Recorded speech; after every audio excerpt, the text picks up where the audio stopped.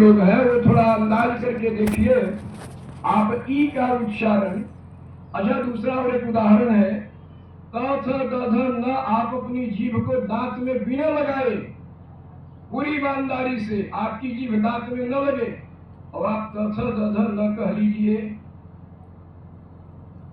नहीं कह सकते।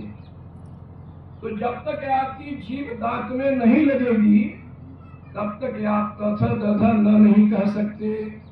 ऐसे ही इकार, ह्रस्व इकार और दीर्घ इकार में जो मात्राओं का स्वर भेद है, इंद्र शत्रुर विवर्धस्व, इंद्र का शत्रु विवर्धस्व, विवधस्व शब्द है, विशिष्टेण तस्य वधः, इंद्र के शत्रु का वध होना चाहिए, इंद्र का शत्रु मर जाए ऐसा अर्थ होना चाहिए। तो उस एक तो इंद्र के इकारत्व में दोष आ गया, ह्रस्व इकार के जगह पाठ होने लग गया इंद्र। तो जो आप लोग मंत्र पढ़ते हैं तो मंत्र पढ़ने में आप उसी मंत्र को भ्रांत दृष्टि से यदि पढ़ेंगे, त्रयंबकम जजामहे, अरे भैया त्रयंबकम जजामहे, उसके अर्थ का बोध समझ लो। स्वस्ति नः इंद्रो, तो स्वस्ति में ह्रस्व इकार है, न में विसर्गत्व है, स्वस्ति नः इंद्रो, इंद्र के भी इकार में ह्रस्व है और उस ह्रस्व इकार को दीर्घत्व पढ़ा जाने लगा।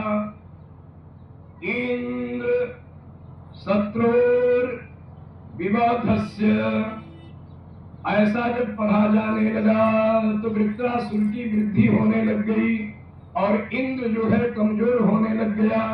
इसलिए भ्रांत दृष्टि से मंत्र को नहीं पढ़ना चाहिए। उस मंत्र के स्वर भेद होने के कारण, अशुद्ध पाठ होने के कारण वृत्रासुर बढ़ने लग गया, देवराज इंद्र का विनाश होने लग गया। तब देवताओं ने कहा कि ये गुरुजी तो ठीक से मंत्र नहीं पढ़ते हैं। तो अवदत यस्य पितरो देवाः सप्रस्त्रयं नृपः, अब इस प्रकार से कलबिंकः सुरापीथम अन्नादम यत्सतितिरः, और उन्होंने, इंद्र ने अपने वज्र से अपने गुरु का दूसरी बार हत्या कर दिया। एक बार अपमान से हत्या किया, दूसरी बार दूसरे बनाए गुरुजी की भी हत्या उसने वज्र से कर दिया, उसका वज्र नष्ट हो गया। और विश्वरूप के ये तीनों जो सिर थे, यह तीनों सिर तीन भाग में परिवर्तित हो गए। एक सिर बन गया गौरैया। अच्छा, छत्तीसगढ़ में, वहां की बड़ाई नहीं कर रहा हूं, लेकिन एक व्यवहार है वहां, यहां भी है वहां भी है।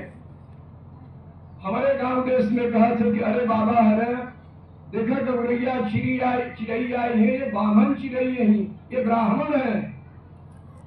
और छत्तीसगढ़ में कहती है वहां की माताएं, अरे मोर नूनी मन, एहर हर गौरैया चिड़ई पक्षी, एहर हर तो बामन चिड़ैया हवे, बामन चिड़ैया न कटिक चाउर न छीट गए आंगन में, एहर बामन देवता हवे, ये ब्राह्मण देवता है।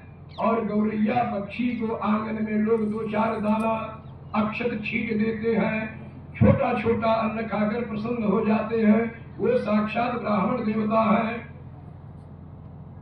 तीतर और पपीहा, ये दोनों तितिरः पपीहा भवेत्। तो पपीहा जो होता है वो जो सुरा का पान जिस सिर से होता था वो पपीहा बन गया और वो हमेशा पीऊ पीऊ करके चिल्लाता रहता है। स्वाति का एक बूंद पड़ जाए तो अमृत हो जाए, उसी आशा में वो चिल्लाता रहता है। और एक तीतल होता है, वो तीतल जो है अपने अंडे दे करके अपने जीवों की रक्षा करता है। पपीहा भी ब्राह्मण है, तीतर भी ब्राह्मण है। तो अन्न खाने वाला जो मुख था वह बन गए गौरैया चिड़ैया बन गए, और जो अन्य प्रकार के अन्नादि अतिरिक्त अन्न खाते थे पितरों के कर्म के अतिरिक्त, वो सब तीतर हो गए और जो वो सुरापी था वह पपीहा बन गया। तो इस प्रकार से तीन भाग में वो